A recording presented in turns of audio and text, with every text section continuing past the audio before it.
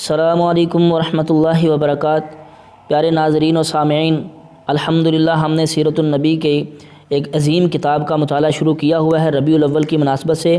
جو بندے سمجھتے ہیں کہ نبی علیہ الصلوۃ والسلام کی سیرت کو سمجھنا، پڑھنا اور سننا چاہیے، وہ چینل کو سبسکرائب کر لیں اور تمام لیکچر انشاءاللہ مکمل سیرت آپ کو ربیع الاول میں ہر روز ایک لیکچر ملا کرے گا۔ اللہ مجھے اور آپ کو نبی کی سیرت کو سمجھنے کی توفیق نصیب فرمائے۔ آج جس چیپٹر کو ہم پڑھنے والے ہیں وہ ہے جاہلی معاشرے کی چند جھلکیاں، یعنی جہالت میں معاشرہ کیسا تھا اس کی چند جھلکیاں انشاءاللہ ملیں گی آپ کو۔ یہ میں اس لیے پہلے شروع کر رہا ہوں کیونکہ جب آپ کو پتہ چلے گا کہ اس وقت اندھیرا کتنا تھا تو پھر نبی رحمت علیہ الصلوۃ والسلام جیسا سورج سراج المنیر جب طلوع ہوا تو پھر چانن کیسے ہوا، یہ ساری چیزیں آپ کو سمجھنا ضروری ہیں بحیثیت مسلمان ہونا۔ جاہلی معاشرے کی چند جھلکیاں۔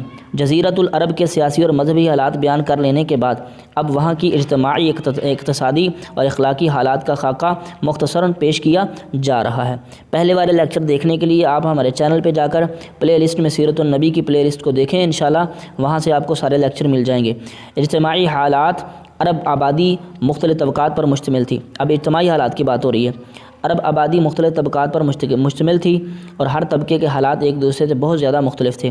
چنانچہ طبقہ اشراف میں مرد و عورت کا تعلق خاصا ترقی یافتہ تھا۔ عورت کو بہت کچھ خود مختاری حاصل تھی، اس کی بات مانی جاتی تھی، اس کا اتنا احترام اور تحفظ کیا جاتا تھا کہ اس کی راہ میں تلواریں نکل پڑتی تھیں اور خون ریزیاں ہو جاتی تھیں۔ آدمی جب اپنے کرم و شجاعت پر، جسے عرب میں بڑا بلند مقام حاصل تھا، اپنی تعریف کرنا چاہتا تو عموماً عورت ہی کو مخاطب کرتا۔ بسا اوقات عورت چاہتی تو قبائل کو صلح کے لیے اکٹھا کر دیتی اور چاہتی تو ان کے درمیان جنگ و خون ریزی کے شعلے بھڑکا دیتی، لیکن ان سب کے باوجود بلا نازع مرد ہی کو خاندان کا سربراہ مانا جاتا تھا اور اس کی بات تو فیصلہ کن ہوا کرتی تھی۔ اس طبقے میں مرد و خواتین کا تعلق عقد نکاح کے ذریعے ہوتا تھا۔ یہ نکاح عورت کے اولیاء کے زیر نگرانی انجام پاتا تھا، یعنی ولی یہ نکاح کرتے تھے۔ عورت کا یہ حق تھا کہ ان کی ولایت کے بغیر اپنے طور پر اپنا نکاح کر لے۔ ایک طرف طبقہ اشراف کا یہ حال تھا، جو دوسری طرف دوسرے طبقوں میں مرد و عورت کے اختلاط اور بھی کئی صورتیں تھیں جنہیں بدکاری و بے حیائی و فحش کاری اور زنا کاری کے سوا کوئی اور نام نہیں دیا جا سکتا۔ حضرت عائشہ رضی اللہ تعالی عنہا فرماتی ہیں، بیان کرتی ہیں کہ جاہلیت میں نکاح کی 4 صورتیں تھیں۔ ایک تو وہ صورت تھی جو آج بھی مسلمانوں میں آج بھی لوگوں میں رائج ہے کہ ایک آدمی دوسرے آدمی کو اس کی زیر ولایت لڑکی کے لیے نکاح کا پیغام دیتا اور پھر منظوری کے بعد مہر دے کر اس سے نکاح کیا جاتا۔ ٹھیک ہے جی۔ دوسری صورت یہ تھی کہ عورت جب حیض سے پاک ہوتی تو اس کا شوہر کہتا کہ فلاں شخص کے پاس پیغام بھیج کر اس سے اس کی شرمگاہ حاصل کرو، یعنی اس سے زنا کرو۔ ٹھیک ہے، اور خود شوہر اس سے الگ رہتا اور اس کے قریب نہ جاتا، یہاں تک کہ واضح ہو جاتا کہ جس آدمی سے شرمگاہ حاصل کی تھی، یعنی زنا کرایا تھا، اس سے حمل ٹھہر گیا۔ جب حمل واضح ہو جاتا تو اس کے بعد اگر شوہر چاہتا تو اس عورت کے پاس جاتا۔ ایسا اس لیے کیا جاتا تھا کہ لڑکا شریف اور باکمال پیدا ہو۔ اس نکاح کو نکاح استبضاع کہا جاتا ہے اور اسی کو ہندوستان میں نیوگ کہتے ہیں۔ ٹھیک ہے۔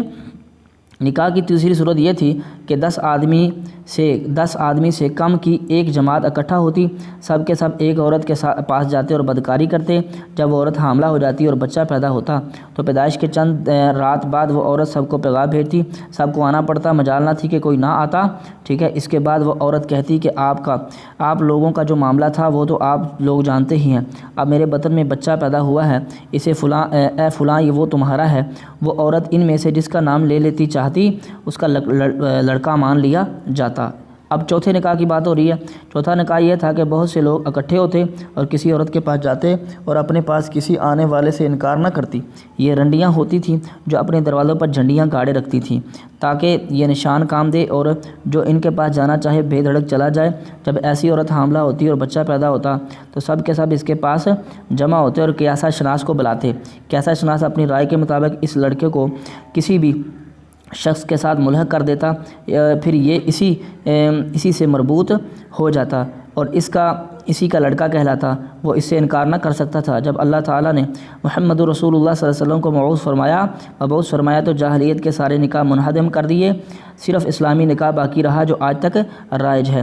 عرب میں مرد و عورت کے ارتباط کی بعض صورتیں ایسی تھیں جو تلوار کی دھار اور نیزے کی نوک پر وجود میں آتی تھی، ٹھیک ہے، تلوار کی دھار اور نیزے کی نوک پر وجود میں آتی تھیں، یعنی قبائل جنگوں میں غالب آنے والے قبیلہ مغلوب قبیلے کی عورتوں کو قید کر کے اپنے حرم میں داخل کر لیتے، یعنی ایسی عورتوں سے پیدا ہونے والی اولاد زندگی بھر عار محسوس کرتی۔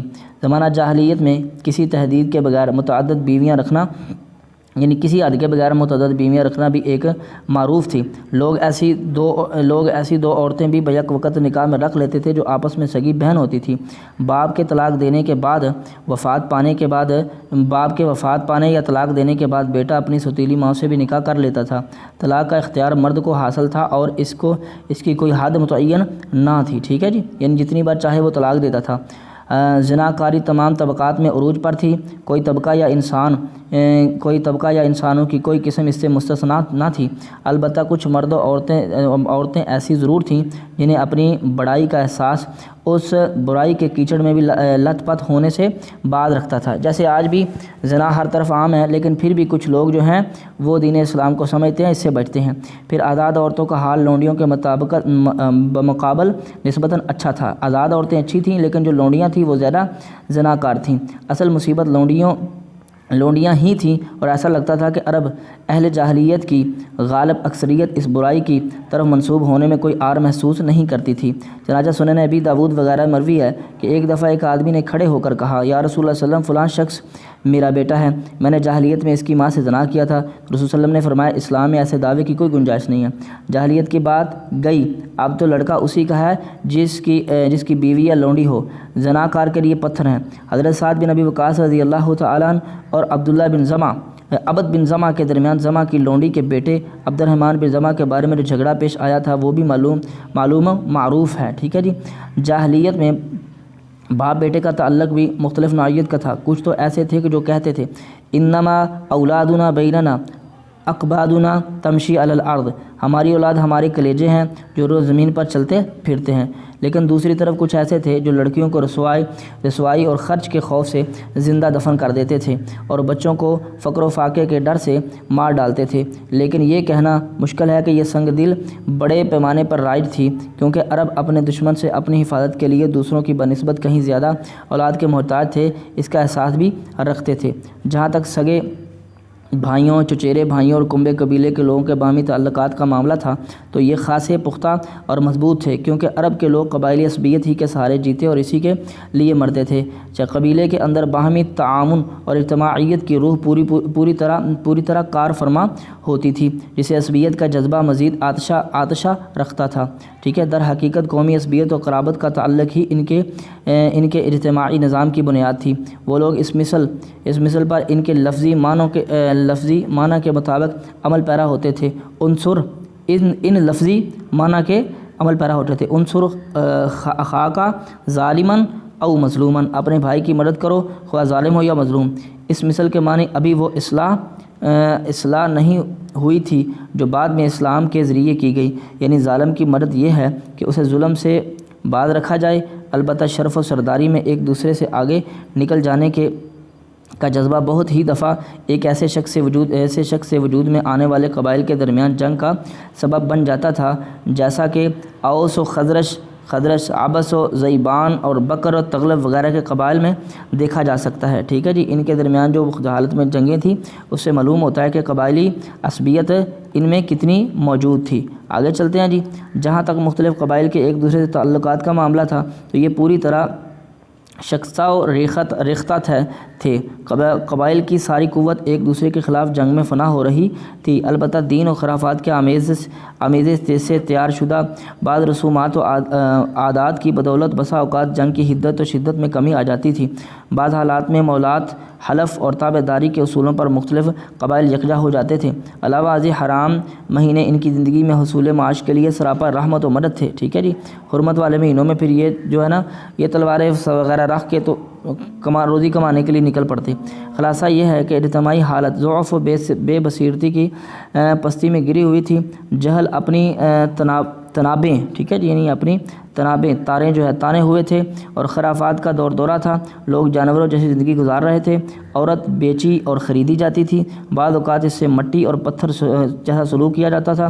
قوم کے باہمی تعلقات کمزور بلکہ ٹوٹے ہوئے تھے، اور حکومتوں کے سارے عزائم اپنی رعایا سے خزانے بھرنے یا مخالفت پر فوج کشی کرنے تک محدود تھی، ٹھیک ہے جی۔ اتنی حالت بگڑی ہوئی تھی۔ اب سب سے پہلے جو ذکر کیا جا رہا ہے یہاں پہ کہ عرب کی اس وقت اقتصادی حالت کیسی تھی، یعنی ان کی معاشی حالت کیسی تھی، وہ کیسے کماتے تھے اور کن کن ذریعوں سے کماتے تھے۔ اقتصادی حالت عرب اجتماعی حالت کے تابع تھی، ٹھیک ہے جی۔ اس کا اندازہ عرب کے ذرائع معاش پر نظر ڈالنے سے ہو سکتا ہے۔ تجارت ہی ان کے نزدیک ضروریات زندگی حاصل کرنے کا سب سے اہم ذریعہ تھا، یعنی کھیتی باڑی کا معاملہ کوئی نہیں تھا، صرف تجارت تھا، ٹھیک ہے۔ اور معلوم ہے کہ تجارتی آمد و رفت امن و سلامتی فضا کے بغیر آسان نہیں۔ جزیرۃ العرب کا حال یہ تھا کہ سوائے حرمت والے مہینوں کے امن و سلامتی کا کہیں وجود نہ تھا۔ یہی وجہ ہے کہ صرف حرام مہینوں ہی میں عرب کے مشہور بازار اوکاز، ذی المجاز، مجنہ وغیرہ لگتے تھے، ٹھیک ہے جی۔ جہاں تک صنعتوں کا معاملہ تھا تو عرب اس میدان میں ساری دنیا سے پیچھے تھے، کوئی صنعتیں ان کی اپنی نہیں تھیں۔ کپڑے کی بنائی اور چمڑے کی دباغت وغیرہ کی شکل میں جو چند صنعتیں پائی جاتی تھیں وہ زیادہ تر یمن و ہیرا کے شام کے متصل علاقوں میں تھی، ٹھیک ہے جی۔ یعنی کپڑا بنانا اور کھالوں کو رانگنے کا جو ایک دو مشینیں تھیں وہ بھی ان کے پاس نہیں تھیں، وہ بھی کہاں تھی؟ شام میں، یمن میں، ٹھیک ہے جی۔ البتہ اندرون عرب کھیتی باڑی اور غلہ بانی کا کچھ قدر رواج موجود تھا، یعنی مدینہ یثرب میں کھیتی باڑی بھی اور جو ہے وہ غلہ بانی یعنی بھیڑ بکریاں پالنا بھی تھا، ٹھیک ہے۔ سارے عرب عورتیں سود کاٹتی تھیں، لیکن مشکل یہ تھی کہ سارا مال و متاع ہمیشہ لڑائی کی زد میں رہتا تھا۔ فقر و بھوک کی وبا عام تھی۔ لوگ ضروری کپڑوں اور لباس سے بھی بڑی حد تک محروم رہتے تھے، ٹھیک ہے جی۔ یہ جو حالات تھے تو پھر اللہ پاک نے اپنے پیغمبر علیہ السلام کو بھیجا، جن پیچھے جو ہے پس منظر اگر نہ دیکھا گیا تو نبی السلام کے آنے کی اہمیت نظر میں نہیں ہوگی، ٹھیک ہے۔ اخلاق یہ تو اپنی جگہ مسلم ہے کہ اہل جاہلیت، اب ان کے اخلاق کی بات ہوگی، یہ تو اپنی جگہ پر مسلم ہے کہ اہل جاہلیت میں حسیس رذیل عادتیں اور وجدان و شعور اور عقل سلیم کے خلاف باتیں پائی جاتی تھیں، لیکن ان میں سے ایسے پسندیدہ اخلاق فاضلہ بھی تھے جنہیں دیکھ کر انسان دنگ و ششدر رہ جاتا تھا۔ اب آگے دیکھیں جی ان کے اخلاق کی بات، اور یہ سب سے پہلا کیا تھا؟ کرم و سخاوت۔ یہ اہل جاہلیت کا ایک ایسا وصف تھا جس میں وہ ایک دوسرے سے آگے نکل جانے کی کوشش کرتے تھے، اور اس پر اس طرح فخر کرتے تھے کہ عرب کے آدھے اشعار اسی کی نظر ہو گئے، اشعاروں نے آدھے شعر ہی اسی کے نظر کر دیے، یعنی لکھ دیے، ٹھیک ہے۔ ان کی شاعری میں پتہ چلتا ہے کہ اخلاق کیسے تھے۔ اس وصف کی بنیاد پر کسی نے خود اپنی تعریف کی تو کسی نے کسی اور کی۔ حالت یہ تھی کہ سخت جاڑے اور بھوک کے زمانے میں کسی کے گھر میں کوئی مہمان آ جاتا اور اس کے پاس اس کی ایک ہی اونٹنی کے سوا کچھ نہ ہوتا، ٹھیک ہے، ایک ہی اونٹنی اس کا ذریعہ معاش ہوتا، تو اس کی اور اس کے کنبے کی زندگی کا وہ ذریعہ ہوتی، تو بھی ایسے سنگین حالت کے باوجود اس سخاوت کے جوش میں اس پر سخاوت کا جوش غالب آ جاتا اور وہ اٹھ کر اپنے مہمان کے لیے اپنی اونٹنی کو ذبح کر دیتا۔ اللہ اکبر۔ اس کے کرم ہی کا نتیجہ تھا کہ وہ بڑی بڑی دیت اور مالی ذمہ داریاں اٹھا لیتے تھے، اور اس طرح انسانوں کو بربادی اور خون ریزی سے بچا کر دوسرے رئیسوں اور سرداروں کے مقابل فخر کرتے تھے۔ اسی کرم کا نتیجہ تھا کہ وہ شراب نوشی پر فخر کرتے، اس لیے نہیں کہ یہ بذات خود کوئی فخر کی چیز تھی، بلکہ اس لیے کہ یہ کرم و سخاوت کو آسان کر دیتی تھی، کیونکہ نشے کی حالت میں مال لٹانا انسانی طبیعت پر گراں نہیں گزرتا، اس لیے یہ لوگ انگور کے درخت کو کرم و انگور کی شراب کو بنت الکرم کہتے تھے۔ جعلی اشعار کے دواوین پر نظر ڈالتے تو یہ مد و فخر کا ایک اہم باب نظر آتا ہے، ٹھیک ہے جی۔ آگے ان اشعار کا ہم ترجمہ پڑھ لیتے ہیں۔ میں نے دوپہر کی تیزی رکنے کے بعد ایک زرد رنگ کے دھاری دار جام بلوری سے جو بائیں جانب رکھی ہوئی تھی تابناک منہ بند خم کے ساتھ تھا، نشانی لگائی ہوئی صاف اور شفاف شراب پی، اور جب پی لیتا ہوں تو اپنا مال لوٹا ڈالتا ہوں، لیکن میری آبرو پھر بھرپور رہتی ہے، اس پر کوئی چوٹ نہیں آتی۔ یعنی میں جب نشے کی حالت میں مال خرچ کرتا ہوں تو مجھے کوئی دکھ نہیں ہوتا، اور جب میں ہوش میں آتا ہوں تب بھی سخاوت میں کوتاہی نہیں کرتا، اور میرا اخلاق و کرم جیسا کچھ ہے تمہیں معلوم ہے۔ ٹھیک ہے جی، اب دیکھتے ہیں ان کے کرم ہی کا نتیجہ تھا کہ جوا کھیلتے تھے، اس کا خیال تھا کہ یہ سخاوت کی ایک راہ ہے۔ ٹھیک ہے، اپنی طرف سے اچھا کام کرتے ہیں کہ یہ سخاوت کی ایک راہ ہے۔ ٹھیک ہے، کیونکہ انہیں جو نفع حاصل ہوتا یا نفع حاصل کرنے والوں کے حصے جو کچھ فاضل بچا رہتا اسے مسکینوں کو دے دیتے۔ اس لیے قرآن پاک میں نے شراب اور جوئے کے نفع کا انکار نہیں کیا، بلکہ یہ فرمایا ہے کہ اسمہما اکبر من نفعہما، ان دونوں کا گناہ اس کے نفع سے بڑھ کر ہے۔ وفائے عہد، یہ بھی دور جاہلیت کے اخلاق فاضلہ میں سے تھا۔ عہد کو ان کے نزدیک دین کی حیثیت حاصل تھی، یعنی کسی وعدہ کر لیتے تھے تو وعدہ خلافی نہیں کرتے تھے، جس سے وہ بہرحال چمٹے رہتے تھے۔ ٹھیک ہے جی، اور اس راہ میں اپنی اولاد کا خون اور اپنے گھر بار کی تباہی بھی ہیج سمجھتے تھے۔ ٹھیک ہے، ان کے لیے یہ بھی ایک ہلکا کام تھا۔ اسے سمجھنے کے لیے ہانی بن مسعود شیبانی جو سمو آل بن عاد یا حاجب بن زرارہ کے واقعات کافی ہیں۔ ٹھیک ہے جی، خودداری اور عزت نفس کتنے تھے ان پر؟ اس پر قائم رہنا اور ظلم و جبر برداشت نہ کرنا بھی جاہلیت کے معروف اخلاق میں سے تھا۔ اس کا نتیجہ یہ تھا کہ ان کی شجاعت و غیرت حد سے بڑی ہوئی تھی۔ وہ فوراً بھڑک اٹھتے اور ذرا بات پر جس سے ذلت و اہانت کی بو آتی تھی شمشیر و سنان اٹھا لیتے اور نہایت خونریز جنگ چھیڑ دیتے۔ انہیں اس راہ میں اپنی جان کو قطعاً پرواہ نہ ہوتی۔ ٹھیک ہے، جان کی قطعاً پرواہ نہ ہوتی۔ ٹھیک، آگے چلتے ہیں۔ عزائم کی تکمیل، یعنی جو عزم کر لیتے اس کو بھی پورا کرتے۔ اہل جاہلیت کی ایک خصوصیت یہ بھی تھی کہ جب وہ کسی کام کا مجدد و افتخار ذریعہ سمجھ کر انجام دینے پر تل جاتے تو پھر کوئی رکاوٹ انہیں روک نہیں سکتی تھی۔ وہ اپنی جان پر کھیل کر اس کام کو انجام دے ڈالتے تھے۔ حلم و بردباری اور سنجیدگی، یہ پانچویں صفت ہے جی ان کی۔ یہ بھی اہل جاہلیت کے نزدیک قابل ستائش خوبی تھی، مگر یہ ان کی حد سے بڑی ہوئی شجاعت اور جنگ کے لیے ہمہ وقت آمادگی کی عادت کے سبب نادر الوجود تھی۔ ٹھیک ہے جی، آگے چلتے ہیں۔ یعنی کہ حلم و بردباری بہت کم تھی کیونکہ لڑاکے بہت زیادہ تھے، تو کہیں یہ بھی مل جاتی تھی۔ بدوی سادگی، یعنی تمدن کی علائشوں اور داؤ پیچ سے ناواقفیت اور دوری۔ ان کا نتیجہ یہ تھا کہ ان میں کچھ امانت اور سچائی اور ایمانت پائی جاتی تھی، اور فریب کاری اور بدعہدی سے دور اور متنفر تھے۔